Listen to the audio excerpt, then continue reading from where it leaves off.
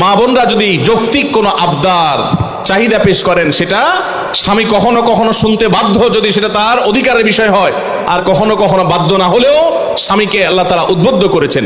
নবী করিম সাল্লাল্লাহু আলাইহি সাল্লাম তার স্ত্রী আমাদের মা আয়েশা রাদিয়াল্লাহু তাআলা আনহাকে খেলা দেখতে নিয়ে গেছেন।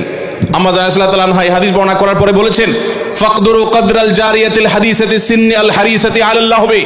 ও দুনিয়ার পুরুষেরা, যুবকেরা, স্বামীরা, শুনে রাখো, আল্লাহর নবী সাল্লাল্লাহু আলাইহি সাল্লাম নবী হওয়ার পরও, এত ব্যস্ত মানুষ হওয়ার পরও তিনি তার স্ত্রী হিসেবে আমি যখন তার কাছে খেলা দেখতে চেয়েছি তিনি নিয়ে গেছেন, যতক্ষণ পর্যন্ত আমি নিজে বিরক্ত হয়ে উঠে না আসি ততক্ষণ পর্যন্ত নবী সাল্লাল্লাহু আলাইহি সাল্লাম বসেছিলেন, আমাকে নিয়ে আসেন নাই, বলেন নাই আয়েশা চলো আর কত দেখবে, এটা বলেন নাই। অতএব তোমরা তোমাদের কম বয়স্ক যে সমস্ত স্ত্রীগণ আছেন তাদের বিনোদনের প্রতি, আনন্দের প্রতি তোমরা খেয়াল রাখবে, এটা আমাদের আয়েশা বলেছেন। তাহলে বোঝা গেল স্ত্রী যদি কিছু চায় সেটা পূরণ করবার জন্য স্বামী যথাযোগ্য চেষ্টা করবেন, যদি অন্যায্য না হয়, অন্যায় না হয়, অযৌক্তিক চাওয়া না হয়।